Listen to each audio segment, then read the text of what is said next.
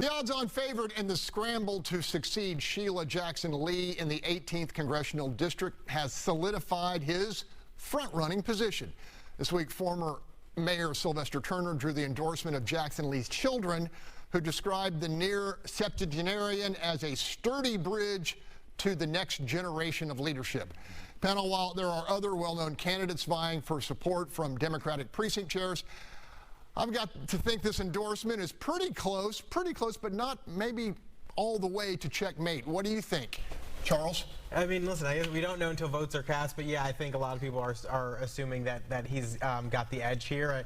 You know, his House district kind of overlapped that. He obviously was mayor for 8 years, worked a lot with Congresswoman Jackson Lee, so it puts him in a good position, and the general public still likes him for the most part, you know. Sergio, this district has changed. You know, it's not like, you know, so African-American. In fact, it may even not be majority African-American anymore. Cristina Morales is in the race. What do you think? Oh, you know, first of all, you know, there's only two things that are permanent: taxes and death, right? But, you know, in political districts and stereotypes, we've seen it over and over, tend to evolve with time, and the demographics are constantly changing. I don't see it this term, but I see it in the future. We have independents, more Latinos, progressive folks that are moving into because of the townhome gentrification in that area.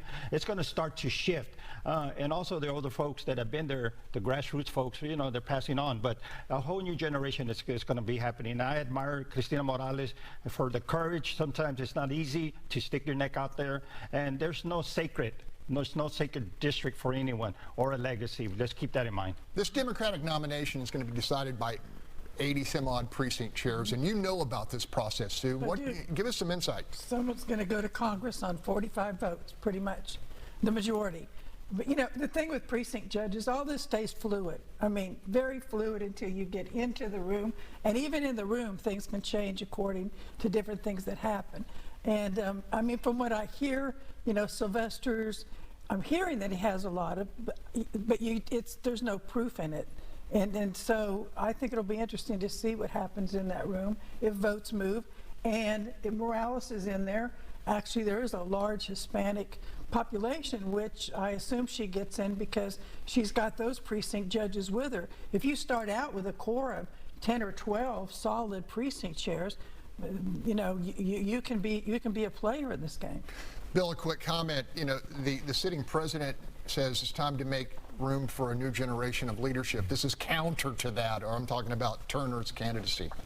Hey, you know, there's been this sort of conflict in the African-American community now for the last, I guess, 20 years, because there was a whole generation of African-American leadership that came in when we went to single-member districts in the state legislature. That's when Sylvester was elected, and that's actually when John got his start. I mean, a lot of people came in during that time, and they've held on to these positions for a really long time. And there's a lot of young African-Americans that resent the fact that there hadn't been a changing of the guard. And so it'll be interesting to see how this plays out. The problem with this precinct judge process, which I hate, you know, it is normally highly corrupt. There's all kinds of deals being made and money being paid on these. We've seen this in previous ones. I'm not saying he's doing this one, but it is a really terrible